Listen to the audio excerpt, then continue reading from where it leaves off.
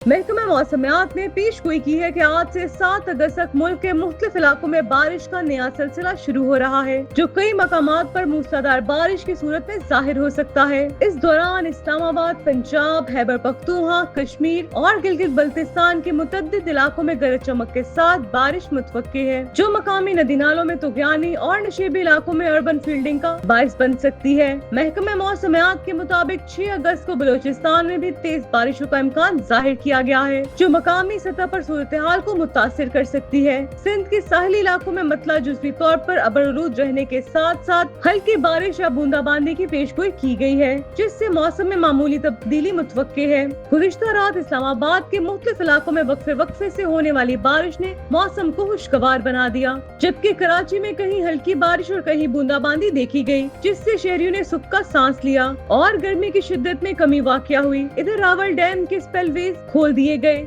ताकि मुमकिन बारिशों के बायस पानी की सतह को काबू में रखा जा सके। खोरिंग नाले में पानी के बहाव में इजाफे का खदशा है, जिसके लिए मकामी इंतजामिया को अलर्ट जारी कर दिया गया है। दरियाए सिंध में कालाबाग, तौसा, गुड्डू और सक्कर बैराज के मकामात पर बदस्तूर निचले दर्जे का सैलाब मौजूद है, जिसके बायस मुतल्लिका अजला में जिला इंतजामिया को पेशगी हिफाजती इकदाम की हदायत जारी कर दी गई है, ताकि किसी भी हंगामी सूरत हाल से बर वक्त निपटा जा सके। महकमा मौसमियात और जिले हुक्काम ने शहरियों से अपील की है कि वो बारिश के दौरान गैर जरूरी सफर से गुरेज करें और नशेबी इलाकों में रहने वाले अफराद अलर्ट रहें, ताकि मुमकिन नुकसानात से बचा जा सके।